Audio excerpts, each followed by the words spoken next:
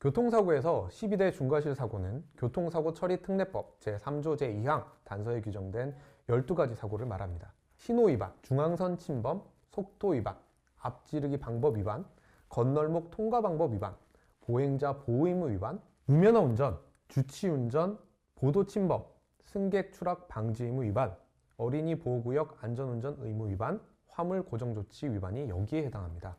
이 12대 중과실 사고가 중요한 이유는 형사합의나 보험공제 가입 여부와 상관없이 형사처벌을 받게 된다는 이유 때문입니다.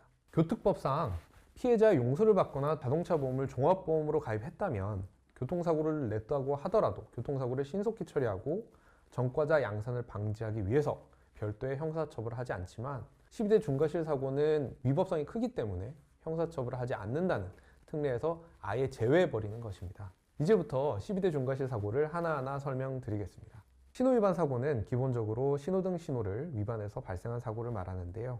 여기에서 신호는 신호등 신호뿐만 아니라 교통경찰관 등의 수신호, 도로에 표시된 지시나 표지판도 포함합니다. 중앙선 침범 사고는 교통법규를 위반해서 도로의 중앙선을 그대로 침범하거나 도로를 횡단, 유턴, 후진하거나 사고를 발생시킨 경우입니다. 그런데 날씨 때문에 차가 미끄러지거나 도로의 공사로 인해서 어쩔 수 없이 침범한 경우에는 해당되지 않습니다. 그리고 여기서 말하는 중앙선은 도로교통법상 도로의 중앙선이기 때문에 아파트 단지와 같은 곳에서 사적으로 표시한 중앙선은 해당하지 않습니다. 속도위반 사고는 차량의 운행속도가 도로의 제한속도보다 시속 20km 초과해서 사고가 발생한 경우를 말합니다. 앞지르기 방법 위반 사고는 교통법규에서 정한 앞지르기와 끼어들기 방법을 위반해서 발생한 사고를 말합니다. 우측 추월, 추월 금지 구간에서의 추월, 탑승 하차 표시 같은 통학버스 추월, 폭우와 같은 악천후에서 무리하게 추월하는 것이 앞지르기 방법 위반에 해당합니다. 건널목 통과 방법 위반 사고는 철길 건널목을 통과할 때 일시정지를 딱 하지 않고 신호기의 신호를 따르지 않거나 차단기가 내려왔음에도 이를 무시하고 진행하다가 발생한 사고를 말합니다.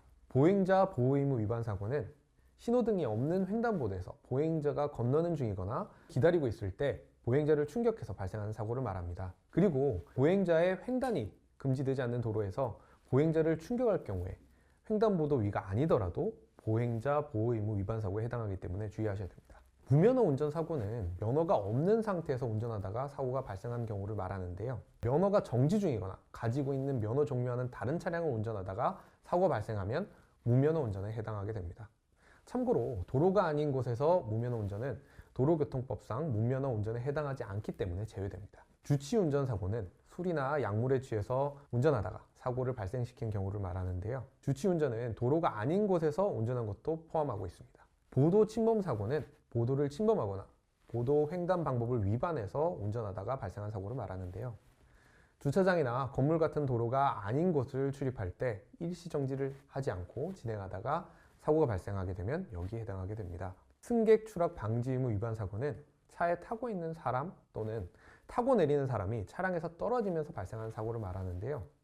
버스나 택시에서 문을 연 상태에서 출발하다가 발생하는 즉 개문 발차 사고가 여기에 해당하게 됩니다. 어린이 보호구역 안전운전 위반 사고는 어린이 보호구역에서 발생한 사고로 인해서 어린이가 신체에 상해를 입은 경우를 말합니다. 마지막으로 화물 고정조치 위반 사고는 화물을 제대로 고정하지 않아서 도로에 짐이 떨어져서 발생한 사고를 말합니다. 이렇게 12대 중과실로 인해서 교통사고가 발생할 경우에 5년 이하의 금고 또는 2천만 원 이하의 벌금에 처해지게 되고 그 외에 벌점, 면허 정지 등의 징계를 받게 되기 때문에 주의하셔야 됩니다.